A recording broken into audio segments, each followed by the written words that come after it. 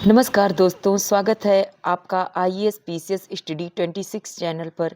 यहाँ हम आईएएस और पीसीएस की तैयारी करेंगे मैपिंग के माध्यम से, ताकि हमारा ज्योग्राफी और करंट अफेयर कभी ना भूले। आज से हम दोस्तों एंशियंट हिस्ट्री अर्थात प्राचीन भारत का इतिहास, संस्कृति, सिविल सेवा, राज्य सेवा परीक्षा के सामान्य अध्ययन प्रश्न पत्र, प्रारंभिक व मुख्य एवं विश्वविद्यालय स्तरीय विद्यार्थियों हेतु शुरू कर रहे हैं, जो कि ये हमारे चैनल का सेकंड वीडियोस होगा, जिसमें पीएल गौतम से रिलेटेड और राम शरण शर्मा का मैपिंग बेस्ड एंशियंट हिस्ट्री अर्थात प्राचीन भारत है। दोस्तों, हमारे वीडियोस में अगर कोई भी समस्या आपको लगता है तो कृपया करके आप कमेंट करिएगा। थैंक यू सो मच दोस्तों। एंशिएंट हिस्ट्री के एक इंपॉर्टेंट पीरियड की, जिसकी शुरुआत आर्यंस के इंडियन माइग्रेशन से हुई। Indus valley civilisation around 1500 BC में एंड हुआ। इसके बाद वैदिक पीरियड नेक्स्ट मेजर सेटलमेंट के रूप में उभर कर आया। वैदिक सिविलाइजेशन 1500 बीसी से करीब 500 बीसी तक चला, जिसको दो पार्ट्स में डिवाइड किया जाता है। अर्ली वैदिक एज, जो 1500 से 1000 बीसी तक चला, इस पीरियड में ऋग्वेद को कंपाइल किया गया, इसलिए इसको ऋग्वैदिक एज भी कहा जाता है। लेटर वैदिक एज, जो 1000 से 500 बीसी में एंड हुआ, इस एज में ऋग्वेद के अलावा और टेक्स्ट्स का कॉम्पोजिशन हुआ, जैसे other three Vedas, Brahmanas, Aranyakas, Upanishads etcetera. इस लेक्चर में हम अर्ली वैदिक एज के बारे में जानेंगे। Arrival of Indo Aryans. दोस्तों, ऋग्वैदिक एज की शुरुआत इंडो आर्यंस और इरेनियंस की माइग्रेशन से स्टार्ट होती है। आर्यन कल्चर के मेन फीचर्स की इंफॉर्मेशन हमको वैदिक, इरेनियन और ग्रीक टेक्स्ट्स के माध्यम से मिलती है। इसमें मेन टेक्स्ट्स हैं ऋग्वेद, ज़ेंडावेस्टा, होमर्स इलियड और ओडिसी। आर्यंस एक सेमी नोमैडिक ट्राइब थी, जिनकी सोसाइटी पास्टोरल इकोनॉमी पर बेस्ड थी। आर्यंस कहां से माइग्रेट हुए, यह डिबेटेबल है। डिफरेंट हिस्टोरियंस और एक्सपर्ट्स ने अलग अलग थियरीज दी हैं। कुछ मानते हैं कि इनका ओरिजिन सेंट्रल एशिया में था, और कुछ का मानना है कि ये रशिया के स्टेप्स से इंडिया में आए। बाल गंगाधर तिलक की book the Arctic home in the Vedas में उन्होंने आर्यंस का ओरिजिन आर्कटिक रीजन को बताया, और यह भी माना जाता है कि हिंदू कुश माउंटेन्स के खाइबर पास से आर्यंस ने इंडिया में एंट्री की। खैर, मोस्ट एक्सेप्टेड थियरी यह है कि आर्यंस इमिग्रेंट्स की तरह इंडिया में आए। Eastern Afghanistan, north west frontier province, Punjab और वेस्टर्न यूपी के बॉर्डर्स में ये रहते थे। अफगानिस्तान की रिवर कुबा और सिंधु यानी इंडस रिवर और उसकी 5 डिस्ट्रीब्यूटरीज यानी झेलम, चेनाब, रावी, ब्यास और सतलज का मेंशन ऋग्वेद में देखने को मिलता है। एक और रिवर सरस्वती का मेंशन भी किया गया है, जो कि हरियाणा, राजस्थान के एरिया में थी। ये पूरा रीजन जहां इनिशियली आर्यंस ने अपना सेटलमेंट किया, उसको लैंड ऑफ 7 रिवर्स कहा जाता है। अब नजर डालते हैं वैदिक एज के सबसे इंपॉर्टेंट टेक्स्ट पर। ऋग्वेद। वेदास में ऋग्वेद ही सबसे पहला वेद है। इसको यूनेस्को ने वर्ल्ड ह्यूमन हेरिटेज में ऐड किया है। इसमें 1028 हिम्स हैं, जिनको 10 मंडलास में डिवाइड किया गया है। ऋग्वेद एक प्रेयर्स की कलेक्शन है, जो अग्नि, इंद्र, मित्र, वरुण और अदर गॉड्स को ऑफर की गई है। कुछ पोएट्स और सेजेस की फैमिलीज ने इन्हें लिखा है। 10 मंडलास में से 2 से लेकर 7 तक इसके अर्लीस्ट पार्ट्स हैं। मंडलास 1 और 9 लेटेस्ट एडिशंस हैं। जैसा कि हमने पहले बताया था कि आर्यन कल्चर के रेफरेंसेस हमको दूसरे रिलीजियस टेक्स्ट्स में भी देखने को मिलते हैं। तो आइए आगे बढ़ने से पहले इस एस्पेक्ट पर भी नजर डाल लेते हैं। Other texts. ज़ेंडावेस्टा को रफली 1400 बीसी और इलियड को 900 से 800 बीसी में एट्रीब्यूट किया जाता है। इन सभी टेक्स्ट्स का कल्चरल कंटेंट लेट नियोलिथिक और अर्ली ब्रॉन्ज एजेस में रखा जा सकता है। इनके कंटेंट्स ईस्टर्न यूरोप और सेंट्रल एशिया को कवर करते हैं, जो geographically India, Pakistan, Afghanistan, Iran, Iraq, Anatolia और ग्रीस से लिंक्ड हैं। इस टेरिटरी के एक मेजर पोर्शन में कम्युनिटीज इंडो यूरोपियन लैंग्वेजेस का यूज करती आई हैं। Indo Aryan language Indo European language group का ही एक पार्ट है। ये जान लें कि ऋग्वेद को इंडो आर्यन लैंग्वेज में ही कंपोज किया गया था, जिसको वैदिक संस्कृत कहा जा सकता है। जो संस्कृत आज हम जानते हैं वो वैदिक संस्कृत से ही डिराइव हुई। इंडो यूरोपियन लैंग्वेज के स्पीकर्स में सिमिलर जेनेटिक सिग्नल्स देखने को मिलते हैं, जैसे सेंट्रल एशियन स्टेप्स, और इंडो आर्यन स्पीकर्स में सिमिलर जेनेटिक सिग्नल्स मिले। हॉर्स आर्यन कल्चर का एक इंपॉर्टेंट ट्रेट था। ऋग्वेद में इसको अश्व बोला गया है, जिसके सिमिलर वर्ड्स हमको संस्कृत, अवेस्तान, ग्रीक, लैटिन और अदर इंडो यूरोपियन लैंग्वेजेस में देखने को मिलते हैं। अवेस्टा में मित्रा की प्रेयर्स में लगातार हॉर्स और चैरियट का मेंशन देखने को मिलता है। ऋग्वेद में गॉड मित्रा यही माने जाते हैं।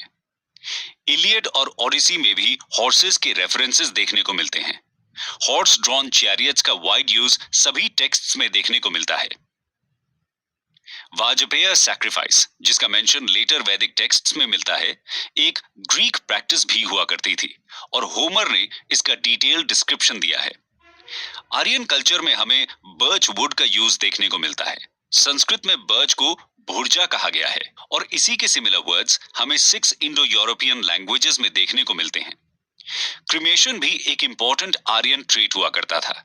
ये प्रैक्टिस वैदिक, अवेस्तान और होमरिक टेक्स्ट्स में भी देखने को मिलती है, लेकिन इसका कोई भी रेफरेंस मैच्योर हड़प्पन कल्चर में देखने को नहीं मिला है। अवेस्टा और ऋग्वेद दोनों में ही फायर वर्शिप काफी इंपॉर्टेंट बताई गई है। कल्ट ऑफ सोमा, जिसको अवेस्टान लैंग्वेज में होमा बोला गया है, सिर्फ इरेनियन और वैदिक लोगों तक ही कन्फाइंड रहे। इसी तरह के कई रेफरेंसेस हमको ऋग्वेद और दूसरे रिलीजियस टेक्स्ट्स में देखने को मिलते हैं। अब बढ़ते हैं ऋग्वैदिक कल्चर के पॉलिटिकल, सोशल और इकोनॉमिकल फीचर्स की तरफ। Political life. ऋग्वैदिक कल्चर में ट्राइब को जन बोला जाता था और ट्राइबल चीफ को राजन, गोपति या गोपा यानी प्रोटेक्टर ऑफ काउ बोला जाता था। चीफ क्वीन को महिषी कहते थे।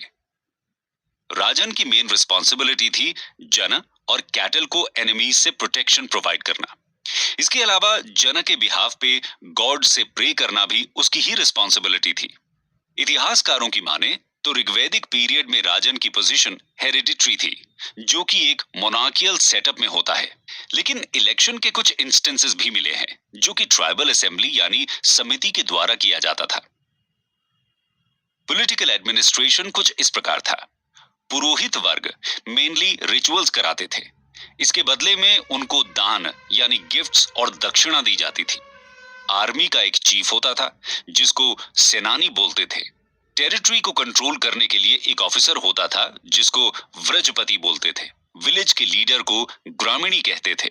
दोस्तों, ये जानना जरूरी है कि टैक्स कलेक्शन और जस्टिस एडमिनिस्टर करने के लिए कोई भी ऑफिसर अपॉइंट किया गया हो, इसका कोई एविडेंस नहीं मिला है।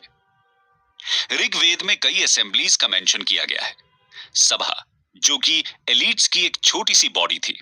समिति, जो कि जनरल पब्लिक मेंबर्स से बनी एक बड़ी फोक असेंबली थी। इसका लीडर राजन हुआ करता था। विदाथा, जो कि एक ट्राइबल असेंबली थी, और गण, जो कि ट्रूप्स हुआ करते थे। सभा और विधाता में वुमेन पार्टिसिपेशन भी देखने को मिलता था।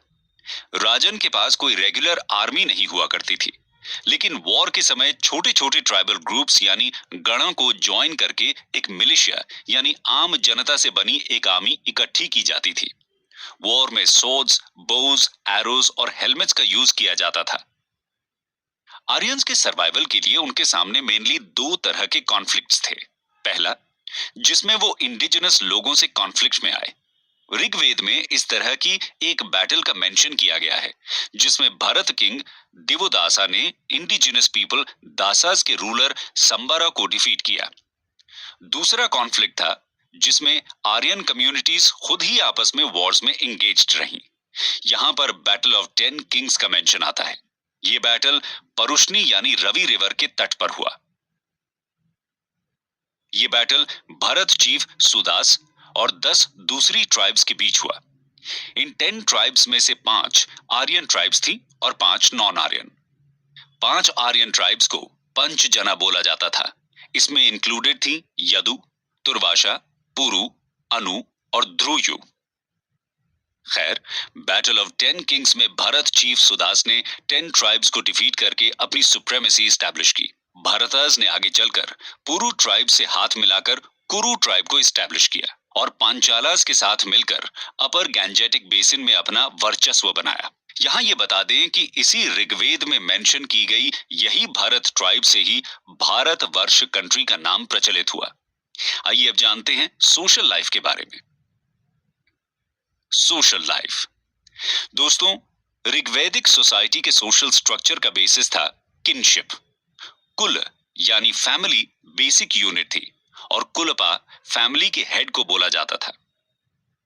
हर फैमिली एक बड़े ग्रुप का हिस्सा थी जिसे विस यानी क्लैन बोला जाता था।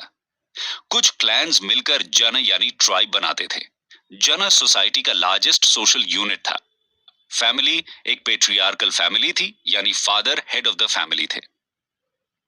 Marriage as an institution establish हो चुका था और चाइल्ड मैरिज का भी कोई एविडेंस देखने को नहीं मिलता। सती और पर्दा सिस्टम भी चलन में नहीं था। रीमैरिज के कुछ इंस्टेंसेस मिलते हैं। मैरिजेस जनरली मोनोगमस ही थी, यानी एक टाइम पर एक ही पर्सन से मैरिज होती थी, लेकिन पॉलीगमी के भी कुछ इंस्टेंसेस मिले हैं। सोसाइटी कास्ट लाइंस में डिवाइडेड नहीं थी और ऑक्यूपेशन बर्थ पर बेस्ड नहीं था। अलग अलग ऑक्यूपेशंस के लोग भी सेम क्लैन से बिलोंग करते थे। लोगों के फिजिकल अपीयरेंस को लेकर भी ऋग्वेद में थोड़े इंस्टेंसेस देखने को मिलते हैं। इनिशियल स्टेज में वर्ण को पर्सन के कलर से एसोसिएट किया जाता था। कलर डिस्टिंक्शन के चलते ही एक तरह के सोशल ऑर्डर के फॉर्मेशन की संभावना हो सकती है। सोशल डिविजन्स का मेन फैक्टर इंडिजिनस ट्राइब्स के आर्यंस द्वारा किए गए कॉन्क्वेस्ट को कहा जा सकता है। ऋग्वेद के केवल 10th मंडला के पुरुषुक्ता में ही 4 वर्णास का मेंशन देखने को मिलता है।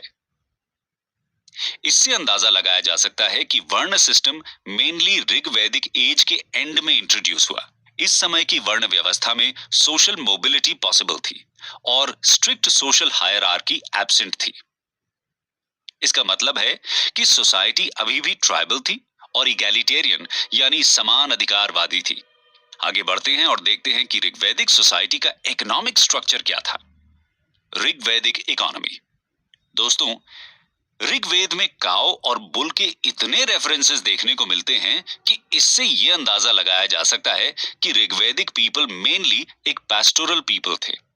वॉर्स का बेसिक पर्पस काऊ कैप्चर करना ही था, यानी काऊ ही बेसिक वेल्थ थी। काउज के लिए किए जाने वाले वॉर्स को गविष्टि यानी सर्च फॉर काउज बोला जाता था। काउज का इंपॉर्टेंस इस बात से पता चलता है कि प्रीस्ट्स को डोनेशन यानी दान में काउज ही दिए जाते थे। कभी भी लैंड को इंपॉर्टेंस नहीं दिया गया। लैंड एक वेल एस्टैब्लिश्ड प्राइवेट प्रॉपर्टी नहीं थी। गोल्ड कॉइन्स को निक्शा बोला जाता था, जो करेंसी की एक यूनिट थी। कॉइन्स का इस्तेमाल जनरली सिर्फ लार्ज ट्रांजैक्शंस के लिए ही किया जाता था। ट्रेड मोस्टली बार्टर सिस्टम में ही होता था और काउ भी एक वैल्यूएबल यूनिट थी जिसके माध्यम से ट्रेड पॉसिबल हो सकता था। किंगडम सिर्फ बलि यानी वॉलंटरी ऑफरिंग्स पर फंक्शन करता था, क्योंकि किसी तरह का रेगुलर रेवेन्यू सिस्टम नहीं था। ऋग्वेद में कई तरह के क्राफ्ट्स का मेंशन भी किया गया है, जैसे carpenter, chariot maker, weaver, potter, leather workers etcetera. Chariot racing और dice gambling popular pastime थे। कॉपर और ब्रॉन्ज के लिए आयाज वर्ड का यूज किया गया है, जिससे यह पता चलता है कि इस एज में इनका यूज किया जाता था। हालांकि आयरन टेक्नोलॉजी के यूज का कोई एविडेंस नहीं मिला है। ट्रांसपोर्ट के लिए बुलक कार्ट्स, हॉर्सेस और हॉर्स ड्रॉन चैरियट्स का यूज किया जाता था। सी और बोट्स के भी कुछ रेफरेंसेस देखने को मिलते हैं। तो दोस्तों, ये तो बात हुई ऋग्वैदिक एज की सोसाइटी की बेसिक एस्पेक्ट्स यानी पॉलिटिकल, सोशल और इकोनॉमिकल एस्पेक्ट्स की। इनके अलावा हर सोसाइटी का एक और इंपॉर्टेंट एस्पेक्ट होता है रिलीजन, जो बेसिकली हर सोसाइटी को पाथ प्रोवाइड कराता है। आइए ऋग्वैदिक एज के रिलीजन पर एक नजर डालते हैं। Rigvedic religion. Rigvedic Aryans mainly natural forces जैसे अर्थ, फायर, विंड, रेन और थंडर को वर्शिप करते थे। इन नेचुरल फोर्सेस को डिफरेंट गॉड्स के रूप में देखा जाता था और इन्हीं की पूजा की जाती थी। यज्ञ के माध्यम से ही इनकी पूजा की जाती थी। आइडल वर्शिप और टेम्पल्स एग्जिस्टेंस में नहीं थे। प्रेयर्स और सैक्रिफाइसेस ही वर्शिपिंग का डोमिनेंट मोड थे। यहां यह जानना जरूरी है कि आर्यंस गॉड्स को वर्शिप स्पिरिचुअल अपलिफ्टमेंट के लिए नहीं किया करते थे, बल्कि प्रजा, पशु, फूड के लिए किया करते थे। ऋग्वेद में वर्शिप की जाने वाली कुछ डेइटीज इस प्रकार हैं। इंद्र, जो आर्यंस के सबसे इंपॉर्टेंट गॉड थे। इनको पुरंधर यानी ब्रेकर ऑफ फोर्ट्स भी बोला जाता था। इंद्र को रेन गॉड बोला जाता था और इनको वॉर लॉर्ड भी माना जाता था, जो आर्यन सोल्जर्स को लीड करते थे डीमंस के खिलाफ। ऋग्वेद में इनको 250 हिम्स डिवोट किए गए हैं। अग्नि, जो कि सेकंड सबसे इंपॉर्टेंट गॉड मानी गई है, इनको गॉड ऑफ फायर बोला जाता था। अग्नि गॉड्स और पीपल के बीच एक तरह के इंटरमीडियरी का रोल प्ले करती थी। ऐसा माना जाता है कि यज्ञ के समय दी जाने वाली आहुति की स्मोक्स सीधे गॉड्स के पास पहुंचती हैं। 200 हिम्स इनको एट्रीब्यूट किए गए हैं। वरुण, जो कि तीसरे सबसे इंपॉर्टेंट गॉड माने गए हैं, इनको वाटर का प्रतीक माना गया है। इनका मेन फंक्शन नेचुरल ऑर्डर को अपहोल्ड करना था। सोम, जिनको प्लांट्स का गॉड बोला गया है। मारुत्स, जो स्टॉर्म का प्रतीक है। सरस्वती एक इंपॉर्टेंट गॉडेस थी, जिनको कई हिम्स में मेंशन किया गया है। ये सभी नेचुरल फोर्सेस थे जिन्हें डेटी माना गया और साथ ही ह्यूमन एक्टिविटीज भी इनको असाइन की गई। इनके अलावा कुछ विमेन डिविनिटीज भी थीं, जैसे अदिति और उषा, लेकिन ऋग्वेद में इनका प्रोमिनेंस देखने को नहीं मिला। सावित्री एक सोलर डेइटी थी, जिनको फेमस गायत्री मंत्र एट्रीब्यूट किया गया है। ऋग्वेद में इनको 300 बार मेंशन किया गया है। सोसाइटी पेट्रियार्कल होने के कारण मेल डेइटीज को ही ज्यादा इंपॉर्टेंस दिया जाता था। कुछ डेमिगॉड्स यानी यक्षास का मेंशन भी देखने को मिलता है, जैसे